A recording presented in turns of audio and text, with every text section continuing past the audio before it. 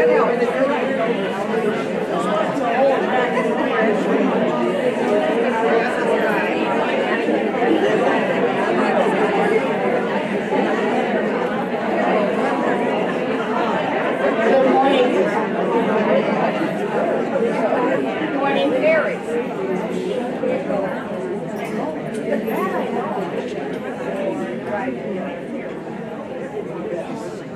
morning and welcome. There are half a circle up here, a whole circle up here, a whole circle up here. So if you come in, or those in the back, if you see people still coming in, maybe tell them to go out that side door and come around here. There's places up here in the front. Mike carries well. They heard me as they were coming in the door. Good morning. It's another gorgeous day, and I hope you had at least some rest last night. This morning we're going to continue to share our common heart. That's what we are about as a community. We're going to do this by entering into a time of communal contemplative engagement. Sister Liz Cummins and Shel Balick and Pat Farrell have been assisting us with this process, and for them we are deeply grateful. So I invite Liz to begin this morning's session.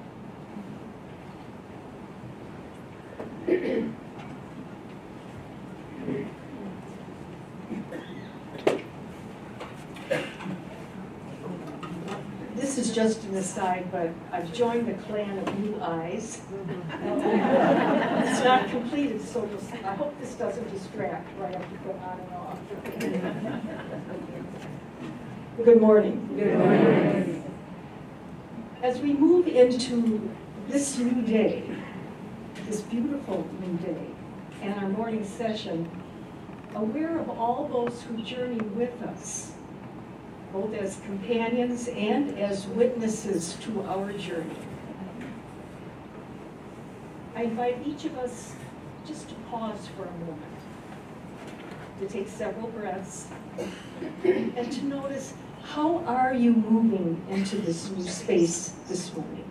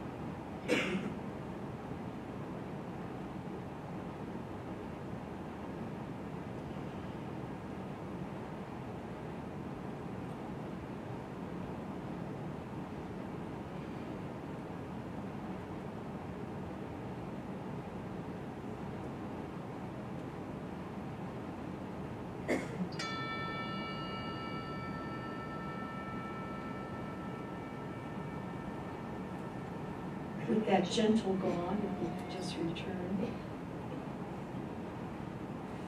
The focus of our morning is a communal contemplative process. We'll do three things. We want to explore the content and the context of the process. Then we'll experience the process together.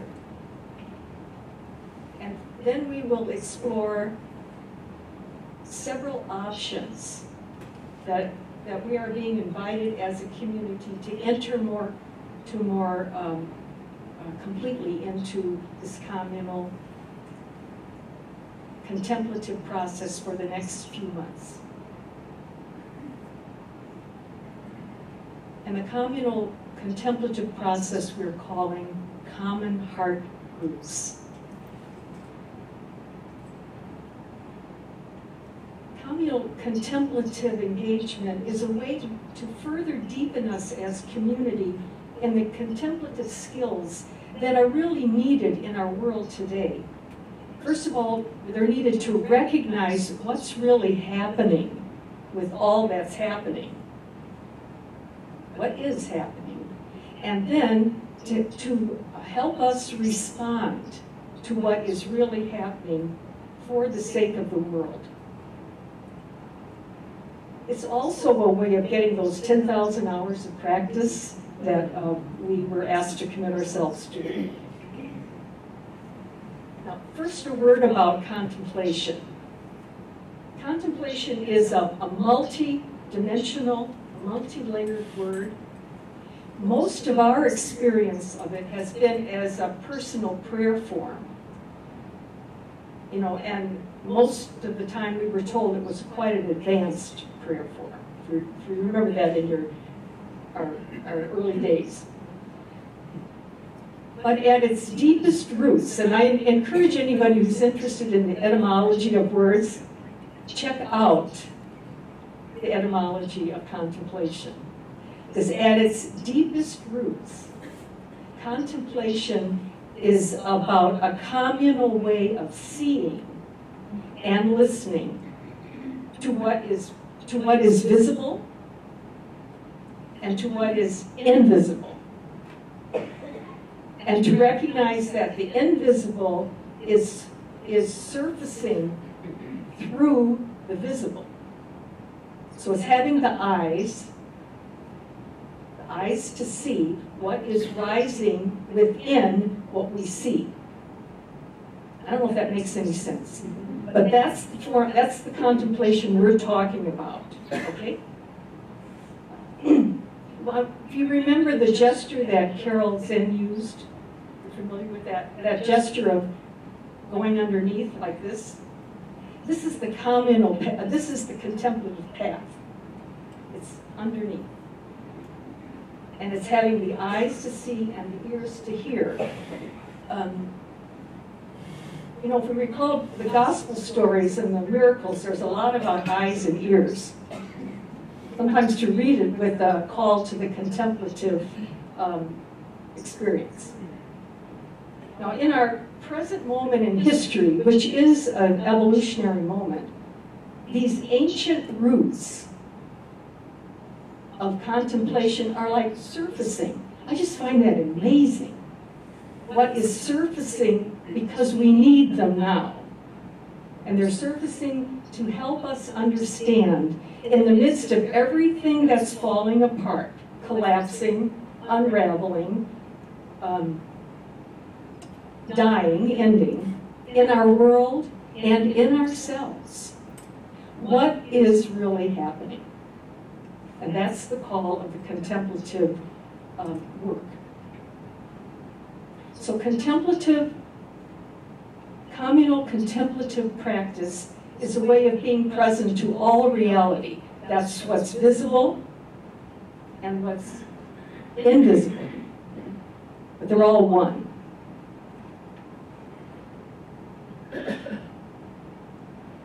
And it is a practice. And I'd like to just focus on that for a minute. Communal contemplative practice. So it's practical. It's actually very concrete. It's very practical. And it's an embodied practice. You know, we don't go spinning off somewhere. We go into the physical, into the material. Because in the material, we discover what is unfolding. So this practice is offering us a how to be able to see what's really happening and a how to respond, and always for the sake of the world. Does that make a little bit of sense in terms of how we're looking at contemplation? So in this understanding of contemplation, it is not a personal prayer style. It's not about becoming holy and having mystical experiences like we read in the lives of the saints, okay? Rather, is something much more practical. It's about deepening as a community the contemplative ability to see what is really happening and to have the skills to respond to what we see for the sake of the world. Okay? So that's kind of what that's the focus of what we're going to be about. Now we're focusing on 3 contemplative skills that we want to look at from a communal perspective. The first is intention. Now, what was the last intention you made? Just think for a minute. The last conscious, intentional intention. We're talking about intention. And intention in this understanding is, first of all, about a commitment to come together with others for this practice. It's not a solitary practice. We come together. And what the intention does, it strengthens our ability to focus our attention. Now, most of us have the experience when we step into silence, everything breaks open. And it's real hard to keep coming back to the silence. That's what intention does. It focuses us. It's a skill, so we have to practice it. But it focuses us to be able to put our attention on what's happening, what's revealing itself. We don't get distracted. You know, we don't get that scattered attention, or what we call in the literature the monkey mind. And we're all familiar with the monkey mind. Intention is the first contemplative skill. The next one is space, or spaciousness. And this is the capacity to recognize our own inner space. You know, we are mostly made up of space. We're mostly space, even though we feel and see ourselves as solid. But we're mostly space. So how do we recognize that? And I imagine you've got some clues in your own journey when you know you've lost the space.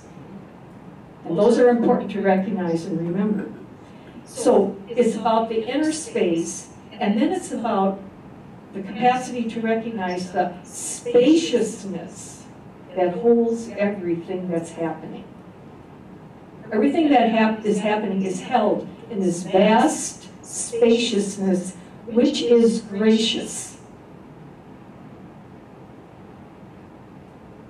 Spaciousness is a skill of widening, welcoming, inclusivity. It's the whole 9 yards. I imagine in your retreat experience, somewhere along the line, you were given the verse from Isaiah 42, verse 2, widen the space of your tent. It's too small, you're pushing out on the sides. If you've not read that quote, check out Isaiah 42, begins with verse 2. It's a very graphic description of spaciousness. And that's what we dwell in. So we have intention, spaciousness, and the third skill we're going to be working with is silence. Now we live in a noisy world, and we're often very noisy within. But what's important to remember about silence is it's not an absence of sound. It's not a void. Silence, on the contrary, what silence does, silence is a spaciousness that holds all possibilities. So where do possibilities reside? In the silence. That's why in discernment, and all of us in some form or other have been in discernment over our lifetime, you are always asked to go into the silence. Why? That's where the possibilities reside. That's where if we want to encounter them, discover them, we have to do that. One of the images that's so beautiful and is around a lot is that image of the earth being held in human hands. You're familiar with that image? And I'd like to suggest that that image resides in this vast image of spaciousness that holds all of us. And as Thomas Berry would say over and over again, the spaciousness is gracious. It's for us. Now remember, this is a practice. I don't want us to forget that. So we've all had practices where you practice either a language, you practice for the marathon that in our heads we want to run, or we practice other things. So with the results, where do you find the results? They're visible in our lives. So it's not about having experiences in the prayer time or the quiet time. We look at our lives for the changes, for the results of the experience.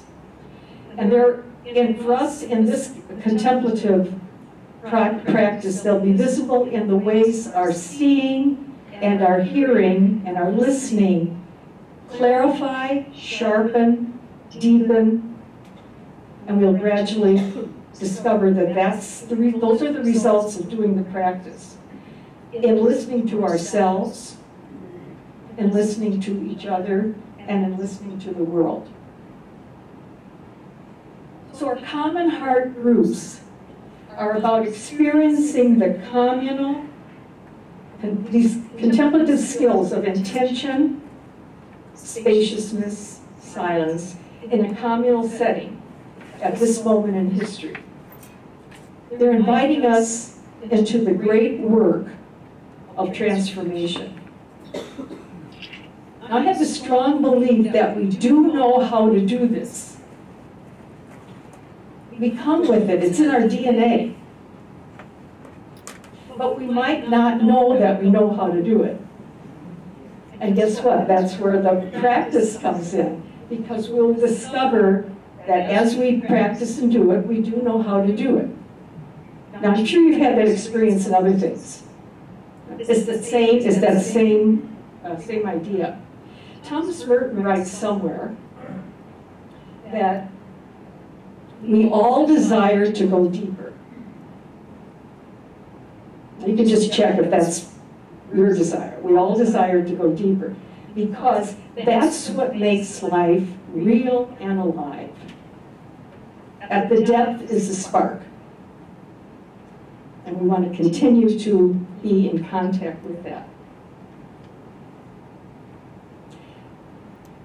Now, I think at this point I'd like to ask us to pause and to hold what we just talked about, okay?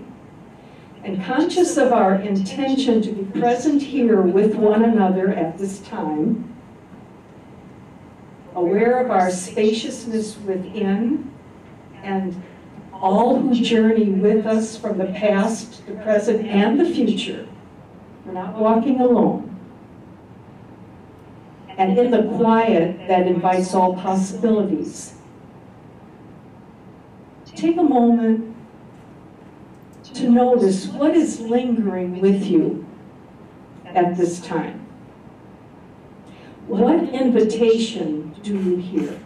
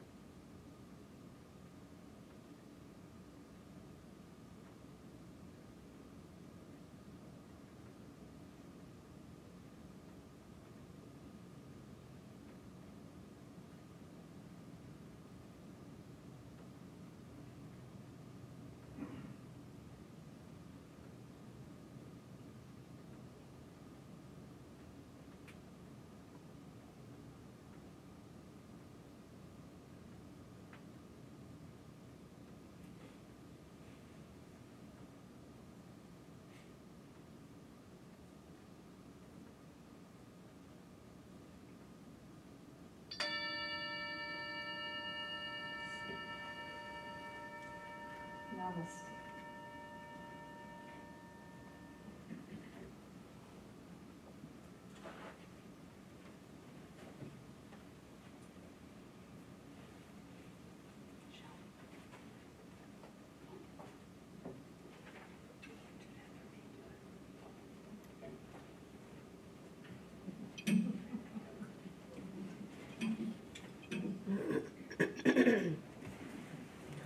And so now we will practice.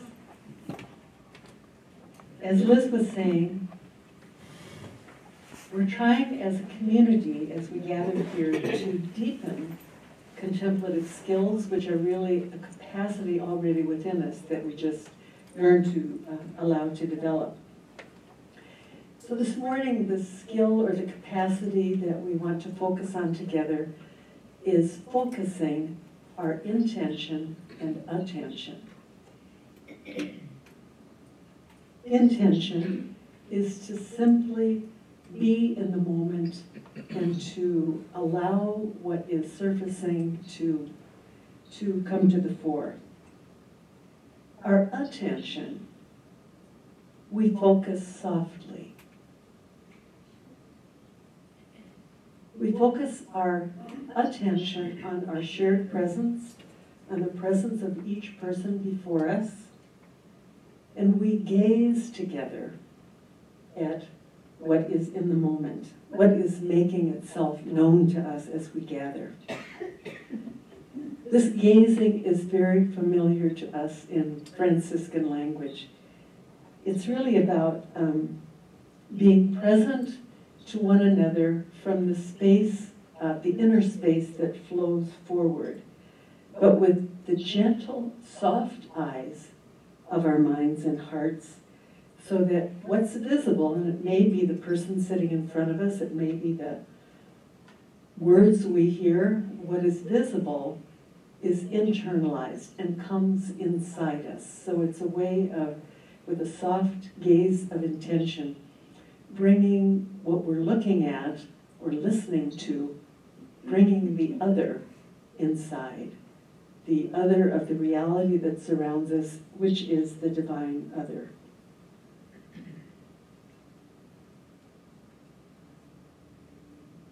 And then our attention is simply listening with our whole being, listening bodily, body, mind, and spirit, with a kind of a soft, relaxed gaze. And it's that gentle gaze of our minds and hearts that's capable of taking us into another way of knowing, which is transformative. So this morning, as we practice together, we invite that and we open to it.